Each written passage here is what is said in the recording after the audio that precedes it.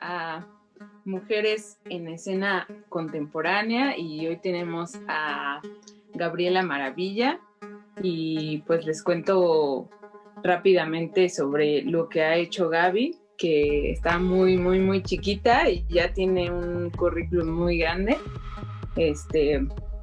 Y bueno, ella acaba, si no me equivoco, Gaby, acabas de egresar de la de Filosofía y Letras, ¿no?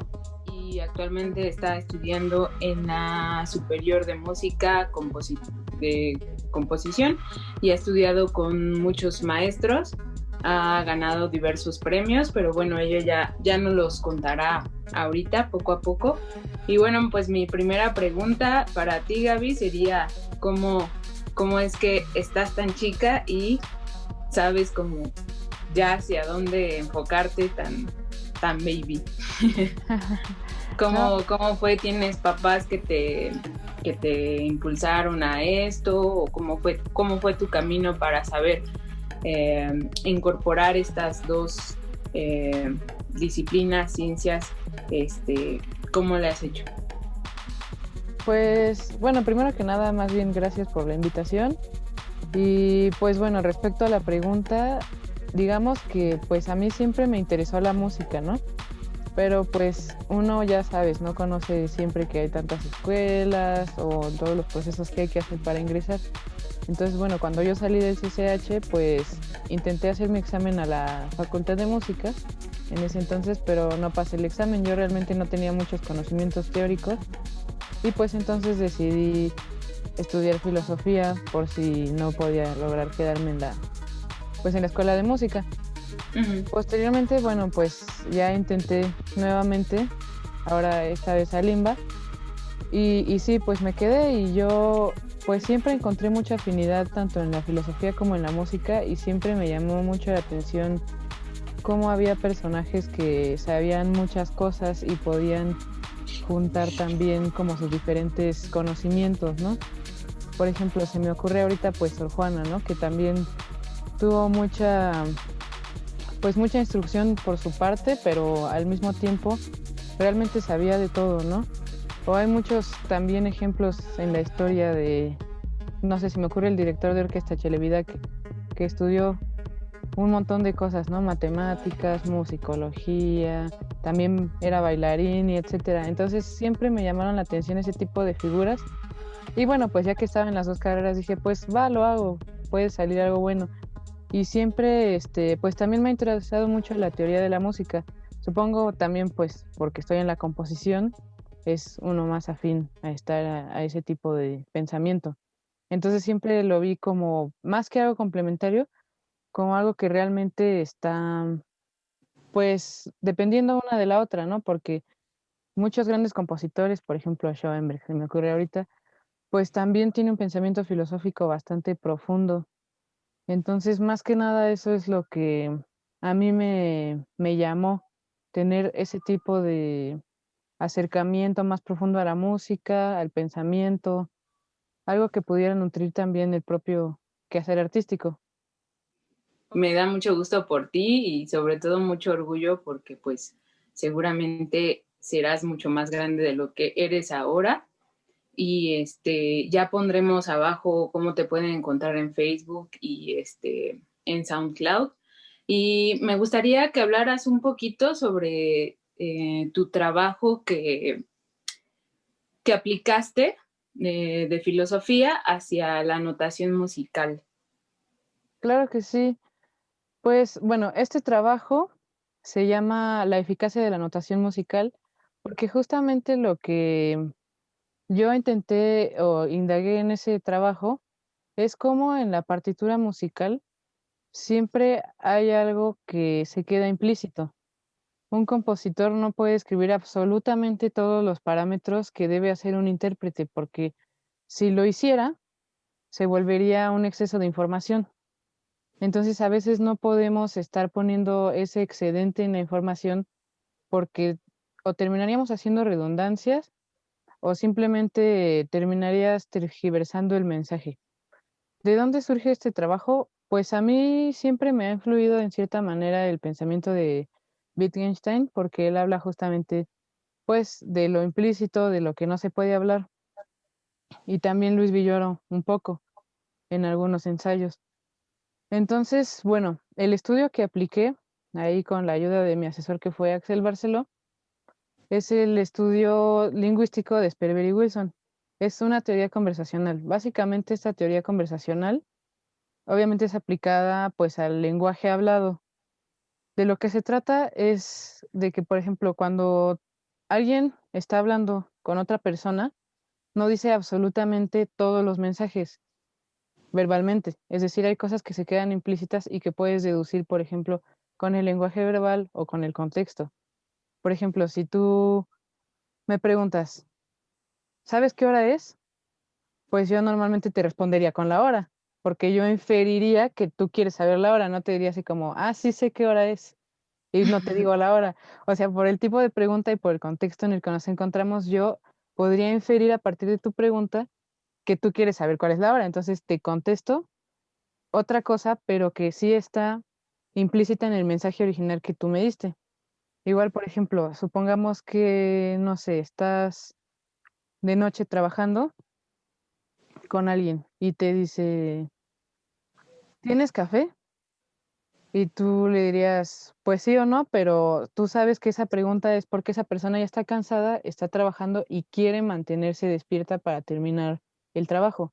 Entonces, a partir de ese contexto específico, esa pregunta contiene muchísima información que podemos inferir a partir de justamente esa información extra que no está en la mera decodificación del mensaje. Es decir, ¿tienes café? Tú puedes contestar sí o no. Ah, bueno, pues sí, pero ¿y luego qué? O sea, a partir del contexto, tú sabes, no es lo mismo que si yo te preguntara en un momento en el que ya quiero dormir, ¿tienes café? Pues no, no pensar, o te diría, ¿quieres un café? Y yo te diría, estoy cansada. A lo mejor no te respondí que no, pero en ese estoy cansada ya viene el no implícito. Es decir, a partir del contexto, tú puedes inferir que yo no quería ese café. Y dices, ah, bueno, pues se entiende porque ella está cansada ahorita, ya está preparada para dormir, entonces no quiere el café, aunque no me responda sí o no. Entonces, la manera en que esto se aplica a la partitura es más o menos parecido. Por ejemplo, cuando vemos una partitura barroca, muchas de ellas no tienen dinámicas o articulaciones. Ujú. Sin embargo, podemos saber cómo eran algunas articulaciones o algunas dinámicas, por ejemplo, a partir de la armonía o a partir del instrumento original para el cual fueron escritos. Es decir, los compositores y compositoras no tenían que escribir absolutamente todos esos parámetros. En primer lugar, porque había una práctica común que también tenía mucho que ver con, pues, estar verbalizando las instrucciones. En segundo lugar, por ejemplo, había cuestiones de retórica musical que ya daban por sentadas algunas cuestiones, por ejemplo, de dinámica. Si es para abajo, el dibujo melódico, digamos, si es descendente, sabes que la dinámica Desde- va igualmente hacia tendiendo piano. Ujú. Entonces hay cosas que están implícitas en la escritura que también podemos inferir a partir, por ejemplo, de la época, de la práctica musical y de otros elementos, como mencionaba, la armonía, la retórica musical, y así podríamos decir muchos ejemplos. Incluso en la música contemporánea, en la cual la notación, perdón, también ya suele ser demasiado precisa, hay cosas que no estamos diciendo. Por ejemplo, en una pieza para cello, yo no estoy indicando cómo debes dar un ataque. Sin embargo, ya está implícito por la práctica musical, por el contexto al cual nos encontramos. Entonces, la conclusión más o menos de ese trabajo fue que justamente, a pesar de que hay muchos tipos de notaciones muy diversos, ya por ejemplo en la actualidad, siempre hay algo que no es necesario escribir, porque si tú lo terminas escribiendo, estarías dando un mensaje que no quieres o estarías sobresaturando de información a los ejecutantes, ¿no? Que ellos mismos también, bueno, tú eres intérprete, ¿no? Sí. Entonces, pues en la misma partitura, por muchas cosas de práctica que tú ya conoces, no necesitas que te los pongan, ya lo conoces. Y a veces es algo que incluso pasa pues en la notación contemporánea. A veces los compositores escriben cosas que salen sobrando porque los ejecutantes que están en la práctica cotidiana de su instrumento ya los conocen. Entonces, básicamente la conclusión del trabajo es que no es posible ni necesario escribir absolutamente todo en una partitura, porque como en cualquier otro tipo de comunicación, hay contexto de dónde inferir lo que no está explícito. Entonces, por lo tanto, para tener una comunicación más eficaz, es importante y hasta necesario dejar esos elementos de manera implícita. Ok, pero me viene una duda. Por ejemplo, los que son muy puristas, que no sé, que tocan barroco en piano, por ejemplo, una obra para clavecín. ¿Qué opinas de eso? ¿Está bien? ¿Está mal? ¿Salirse un poco del contexto histórico o qué? Pues digamos que yo creo que en este sentido algo que permite la partitura justamente es que se puede, digamos, adaptar en cierta forma, ¿no? Porque, por ejemplo, un pianista que toma una partitura que era para clavecín originalmente, puede inferir, por ejemplo, qué tipos de articulaciones son mejor o adaptarlas a su instrumento, es decir, a la propia, al propio idioma, por decir así, de su lenguaje de instrumental, ¿no? Entonces, yo no creo que sea correcto o incorrecto como tal. Creo que es posible y muy factible porque es algo que se ha hecho igualmente durante toda la historia de la música, ¿no? Incluso antes ni siquiera escribían exactamente para qué instrumentos eran, sino básicamente, pues el que tuvieran a la mano es el que podían ocupar. Posteriormente, bueno, cuando ya viene un pensamiento más tímbrico, pues sí empiezan los creadores y creadoras a pensar más en el instrumento específico. Yo creo que justamente una partitura lo que permite también es que se pueda adaptar a otro instrumento y es lo que hacemos, por ejemplo, en una orquestación. Cuando hacemos un arreglo, una orquestación o instrumentación de una pieza, seguimos pensando, por ejemplo, en el instrumento original.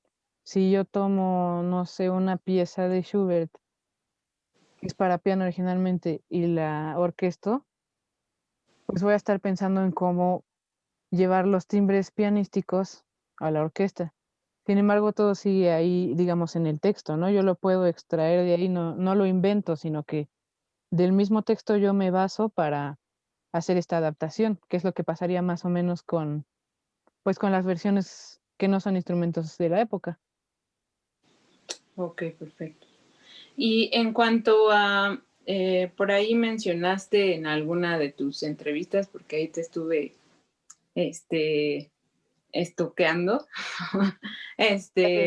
decías que habías hecho una conferencia también, porque han de saber que Gaby también ha hecho bastantes ponencias, donde decías que John Cage hacía filosofía sonora. ¿Por qué, ¿Por qué dices que John Cage hace filosofía sonora? Bueno, ese es un punto interesante porque mucha de la música de John Cage tiene en realidad un trasfondo, pues, filosófico, sobre todo del Zen. Entonces yo decía que John Cage hace filosofía sonora porque realmente si nosotros pensamos o escuchamos su música como, o sus piezas, incluso algunas no las podemos referir como tal en la categoría de música, o por lo menos eso es lo que yo pienso. 433, que es una de las más icónicas, pues yo no sé si realmente le podríamos decir música como tal, es, como ya sabemos, un performance que nos lleva a la experiencia del silencio, ¿no? Que él quería acercarnos a la experiencia que tuvo en la cámara anecoica y que toda esa búsqueda sobre el silencio y el pensamiento que tuvo acerca de este tipo de experiencia tuvo mucho que ver con su acercamiento a la filosofía japonesa del Zen. Incluso pienso en otra pieza que es Ryoanji. También, bueno, esta pieza tiene mucho que ver con este concepto de la quietud, la inmovilidad del espíritu. Entonces yo lo que siento que está haciendo John Cage es intentar llevar estos conceptos de la filosofía Zen al sonido. Él estaba pensando, yo pienso más que nada en la materia sonora, más allá de la música. Es decir, la música es un arte que está ligada completamente al sonido y por eso solemos pues relacionar el trabajo de John Cage con la parte musical. Y pues claro que tiene muchos trabajos muy musicales, por ejemplo, las bacanales que son para piano y todo esto, ¿no?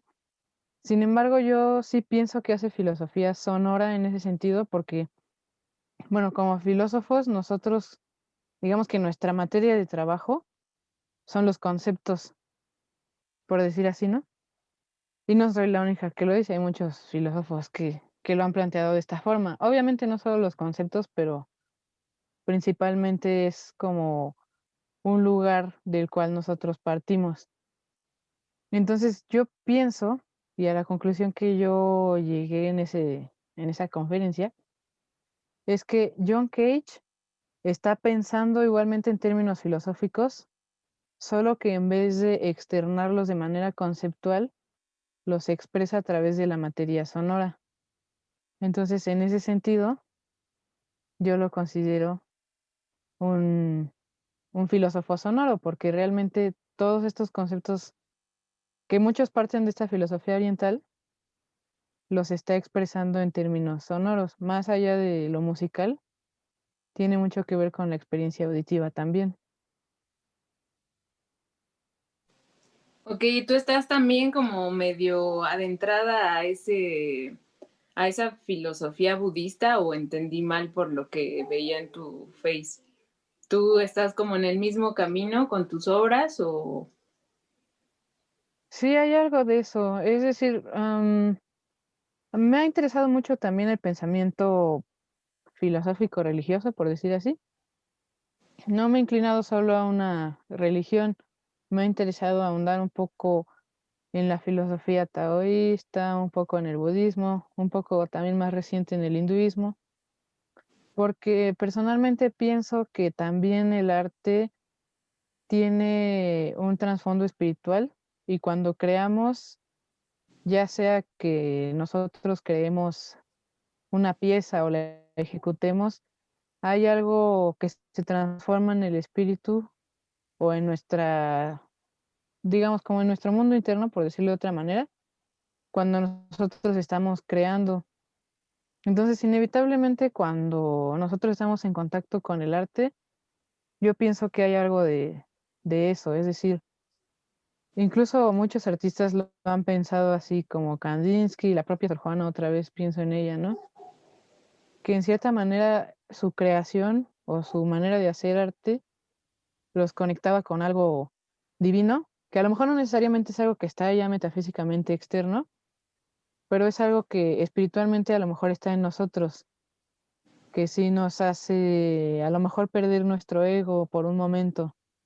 Incluso pienso en Schopenhauer, ¿no? Que para él, pues, el arte era eso, era una pérdida momentánea del yo, era como parcialmente llegar al nirvana, no de manera perpetua, pero sí, porque cuando estás creando no estás pensando necesariamente en tu ego, sino en lo que tienes que darle tú a esa pieza para que suene, para que sea como debe ser. Entonces, en cierta manera, pues sí he conectado o intentado conectar esta parte, digamos, espiritual con la artística. ¿Y practicas la meditación? Sí, es una práctica que he tenido hace algunos años. ¿Qué tal y cómo te va? Porque a mí me va muy mal. Es difícil. Cuando uno comienza es difícil y también cuando uno ya, aunque lleves 10 años, creo que hay días en los que también es complicado. Porque, pues, sobre todo, bueno, yo he sentido que por lo menos en esta época de la pandemia, a mí también me ha costado un poco de trabajo porque a veces es difícil, pues, tomar las riendas de tus propios pensamientos, ¿no? Como si ellos quisieran tomar el control. Creo que hay días más difíciles que otros para para hacer la meditación y, o sea, es importante intentarlo. Y yo sí creo que aunque uno lleve muchos años, puede haber un día en el que un día, una semana o incluso un mes en el que no te sea tan fácil porque hay muchas cosas ahí. Entonces, pues es eso, lo veo como un flujo. A veces puede ser más fácil, otros días más difícil. Para mí últimamente ha sido más complicado también, pero normalmente es algo que intento también llevar a la práctica. Súper. ¿Y cómo aplicas también en esta época pandémica el proceso compositivo de tus obras? Pues la verdad es que ha sido bastante caótico, yo creo en un principio, más que nada, porque, bueno, como también está todavía en la escuela, pues bueno, creo que nadie al principio se esperaba que iba a ser tan largo, ¿no? Entonces, la verdad, pues los primeros días seguí normal, como con la disciplina de siempre, pero ya el primer mes era creo que bastante complicado porque yo pienso que para una persona que está creando es muy importante el intercambio de ideas, de experiencias, de puntos de vista.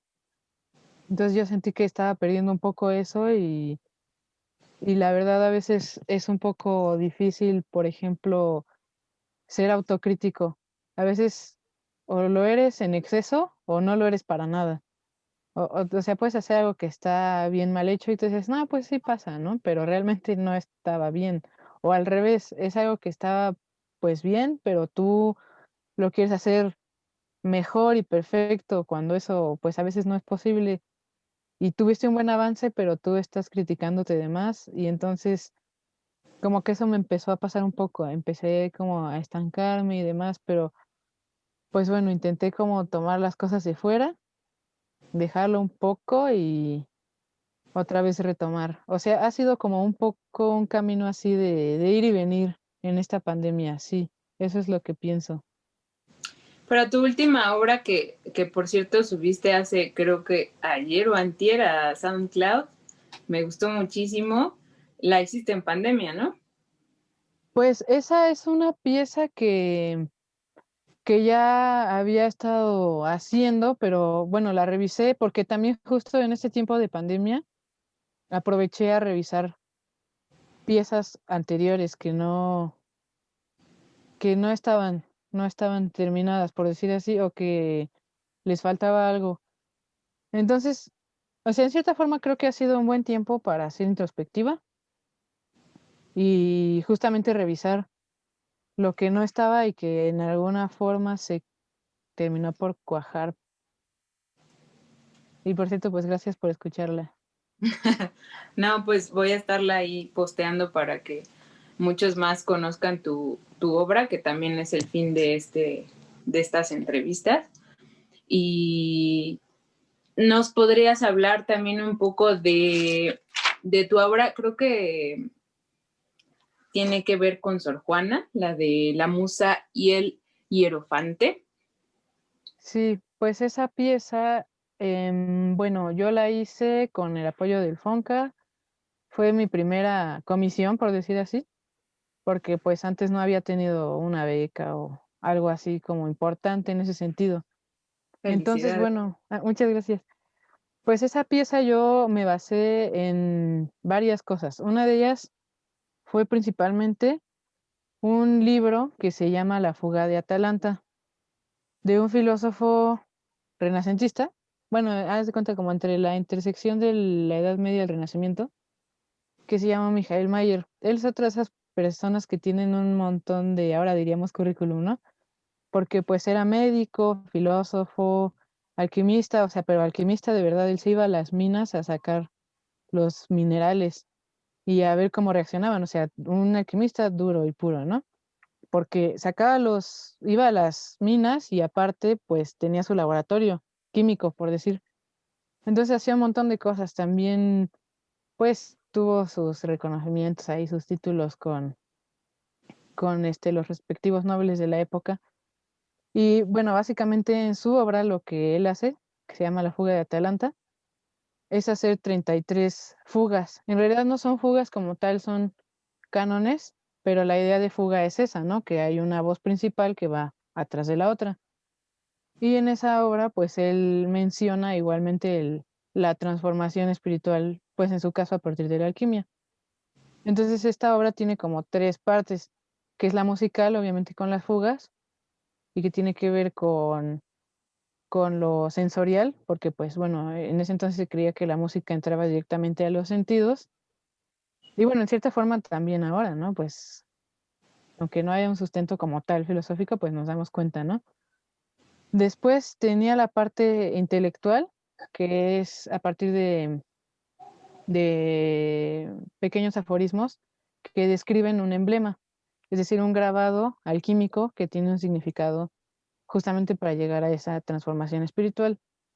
Entonces, para mí esa obra es una especie de antecedente muy importante a lo que ahora llamaríamos multimedia o interdisciplina, porque tiene una parte visual, una parte sonora y bueno, la parte de la poesía.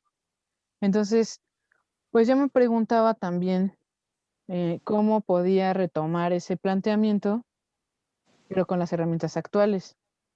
En este caso, bueno, pues la música la hice con órgano positivo, que para mí representaba la música antigua, violonchelo, que representa pues la música como la intersección entre lo antiguo y lo moderno, la voz, que es el instrumento de todas las épocas, es atemporal porque siempre está en nosotros. Creo que es el instrumento más precioso que podemos tener, así que es una Sí. bendición que tú Ah. pues lo manejes, honestamente sí. Y finalmente pues los visuales o el videomapping, ¿no? Que era originalmente, no se hizo como videomapping pues por la cuestión de la pandemia, pero el videomapping era como la parte de los medios actuales, lo contemporáneo. Y pues básicamente la parte intelectual, digamos, de la poesía, lo tomé igualmente de Sor Juana, intentando conjugarlo con este tipo de simbolismo espiritual. Los dos poemas o bueno, son glosas, las dos glosas que elegí de Sor Juana hablan sobre el simbolismo de la rosa, que justamente tiene que ver también con esto, ¿no? Como, aunque, pues dicho en mexicano, aunque la mona se vista de seda, mona se queda. O sea, te puedes ver muy bien por fuera, pero si tu espíritu no está bien trabajado, pues no sirve de nada.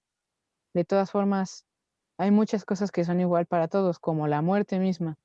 O sea, no importa qué tan gallardo puedas verte, la muerte, tanto física como espiritual, le va a llegar a todos. Básicamente, esa es la idea que más o menos, muy, muy, muy resumida, puede haber en estas glosas de Sor Juana.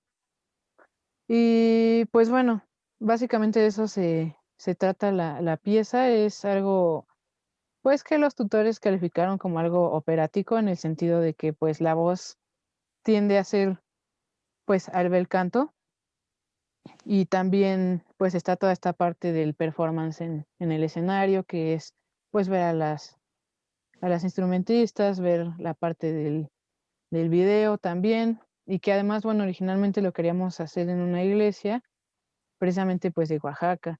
Eso también le iba a dar un espacio más también performático ahí intervenido. Y esta cuestión, pues es una pieza en 5 movimientos que se basa también en formas antiguas y pues fue un poco difícil también retomar estas figuras antiguas, ¿no? Porque pues es un reto retomar siempre la antigüedad y traerla al presente es complicado por muchas razones, porque hay muchas formas que ya no se usan como la invención. Entonces fue difícil retomarla en ese sentido, porque, bueno, yo le comentaba a mi maestro, es como revivir a un muerto, es como hacer un espectro de algo que ya no está. Entonces en ese sentido fue un poco un reto, pero pues a la vez creo que aprendí bastante pues de mis compañeras también que me apoyaron y de los tutores y de la misma pieza, ¿no? Que fue difícil, es difícil a veces también hacer proyectos que uno tiende a hacer más de forma un poco más ambiciosa, por decirlo así. Y oye, ¿y el video también lo haces tú o alguien se lo encargas o cómo sucede? La parte del video, pues la hizo Mariana Benavides, es una artista visual que, bueno, de la Esmeralda. Y la verdad, pues congeniamos bastante bien porque yo le hablé de esta parte de la alquimia, de lo espiritual. A ella le gustó mucho porque, bueno, aparte ella también, pues sabe tarot, astrología.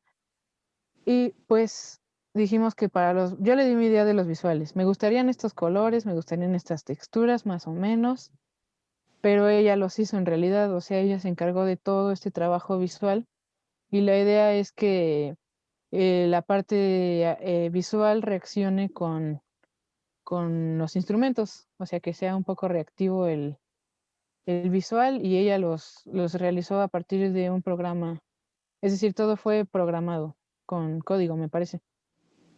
Claro. Bueno, me gustaría que nos recomendaras, eh, y bueno, aparte que esté en tu gusto, los 3 libros que recomiendes de filosofía. Por ejemplo, ahora enfocado un poco como al feminismo, ¿podrías recomendar algunos 3 libros, no sé, los que tú quieras? Sobre feminismo, déjame pensar, pues realmente hay muchísimo sobre feminismo que se ha hecho últimamente. Pues, mira, la O si verdad, quieres no feminismo, feminismo, puedes mencionar un feminista y otros 2 de filosofía que te gusten a ti mucho. claro, pues mira, de feminismo se me ocurre ahorita que, o sea, no es un libro como tal, pero hay muchos seminarios sobre eso. Por ejemplo, ahora que estaba pensando en Wittgenstein, hubo uno recientemente sobre el feminismo en Wittgenstein. No sé si vayan a hacer alguna compilación sobre eso, pero me pareció interesante que el feminismo realmente es un tema que se puede llevar bien con casi todo. O sea, se puede, igual que cualquier otro tema, se intersecta de manera muy lógica también en otras teorías, ¿no? En otras teorías que pueden ser de lo que sea, realmente puede ser sobre música, pues recientemente, no sé si viste igual que hay, ahorita están haciendo el seminario, creo que es, no me acuerdo cómo se llama, pero es de la FAM, que están haciendo los viernes justamente, Ah, sí, sí, sí, sí. ajá, este Ujú. seminario, bastante interesante. Pues libros de filosofía que me gustan mucho, am, no sé, pueden ser actuales o deben, o más bien De que te guste a el ti. que me guste a mí. Ujú. Bueno, pues un libro que me ha gustado mucho es, o sea, suena ñoño, pero bueno, me marcó en cierta forma el Tractatus de Wittgenstein que ya había mencionado. También hay otro libro que yo recomendaría ampliamente, pues en estas épocas, que es el libro del Consuelo Divino. Es igual medieval, bueno, a mí me gusta mucho la antigüedad, entonces por eso estoy constantemente hablando de estas cuestiones, que es del maestro Eckhart. Y déjame pensar. Bueno, Sor Juana inevitablemente tiene mucha filosofía, pero su carta a Sor Filotea de la Cruz es prosa filosófica de súper alta calidad. O sea, el nivel de referencias que tiene es increíble, porque realmente ella habla de todo. Habla de teología, hasta de música, porque sabe métrica y muchas cosas. Entonces, ampliamente creo que sí hay mucho de Sor Juana y que podemos leer y por desgracia a veces no se lee tanto en las academias, pero sí creo que ese podría ser otro de los que se quedan ahí. Perfecto. Pues te agradecemos mucho, Gaby, por estar aquí, por aceptar nuestra invitación. Y ya por último, para cerrar, me gustaría saber cuáles son tus 3 compositores o compositoras favoritas. Pues bueno, nuevamente agradezco más bien por tomarse el tiempo de estar viendo mi trabajo y también darme un espacio aquí. Compositoras favoritas, Eliane Radig es una pionera de la música electroacústica. Realmente ella, o sea, sin ella no habría nada de lo que conocemos hoy en día en cuanto a máquinas y nada de eso. Junto con Pierre Schaeffer y Pierre Henry, ella hizo todo la investigación. Obviamente el machismo de la época, pues esos la tomaban, esos compositores, esos pensadores, la tomaban como una simple asistente, pero realmente ella hacía todo el trabajo administrativo y de investigación, hacía un montón de cosas. Entonces creo que sin ella no podríamos tener realmente nada de lo que conocemos pues hoy en día, ¿no? Bueno, yo creo que ella sería como mi compositora favorita. Hay ¿Ok? muchísimas compositoras que se me vienen a la mente. Por ejemplo, creo que el trabajo de Keiko Abe es también bastante importante. Y pues bueno, los canónicos que a todos nos gustan, ya sabes, Bach, También creo que en un principio fue una referencia muy importante y aunque suene trillado, fue la persona por la cual empecé a estudiar composición. Sobre todo porque también me llamaba mucho la atención esta parte de cómo conectaba su creación con lo espiritual. Ok. Y ya dijiste los tres, ya, ¿verdad? Sí, ya dije tres. Ok, Sí, ok. hay muchos compositores, creo que nos pueden, que podríamos mencionar, ¿no? Porque como uno pues siempre está ahí retomando cosas, ¿no? Pero sí, esos serían como las que mencionara ahorita. Pues muchas gracias, Gaby. Un gusto tenerte aquí y esperemos oír pronto una nueva obra tuya. Claro que sí, muchas gracias a ti, Gaby, por el espacio, por el tiempo y cualquier cosa, pues ya sabes. Vale. Listo. Muchas gracias. Gracias. Nos despedimos. Bye. Bye.